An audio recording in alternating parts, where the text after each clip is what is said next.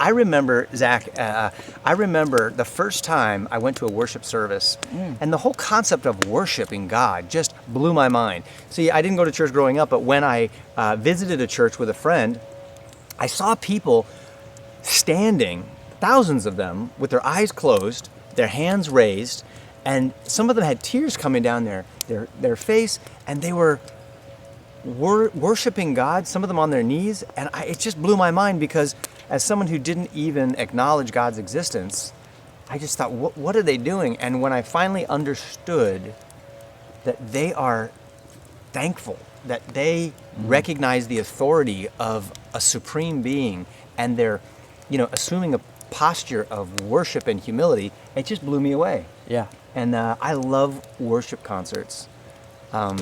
Because it's not just singing, it's really surrendering your heart to the one who made you, and it changes you. It really does. Okay. We'll have to have you out sometime. Yeah, I would love with to. us, so it'll be cool. That's awesome. So, hey, listen, if you've never been to a great worship concert, check out with your church. Maybe you have a church that's not into worship concerts, but if you go online, you could find some that might really, maybe just sort of expand your palate a little bit, so to speak, and go with some good friends and see what it's all about, because it really is an amazing experience. Worship is all throughout the Bible. We're commanded to worship all the time, and we can do that through singing.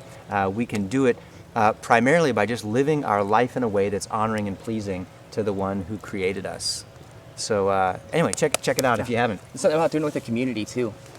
And being with the community. So many people all singing all at once. It's a little taste of great. heaven. Do you know, one time I saw on The Voice a young man who got up there, and he was a Hispanic singer, and he started singing this song that I was familiar with, and then all of a sudden a choir of people came out from behind him on stage. They're all dressed in white, and then he sang the chorus and then the next verse in Spanish. Now, I don't even understand Spanish, but when I heard him singing and worshiping the Lord in Spanish, it gave me goosebumps.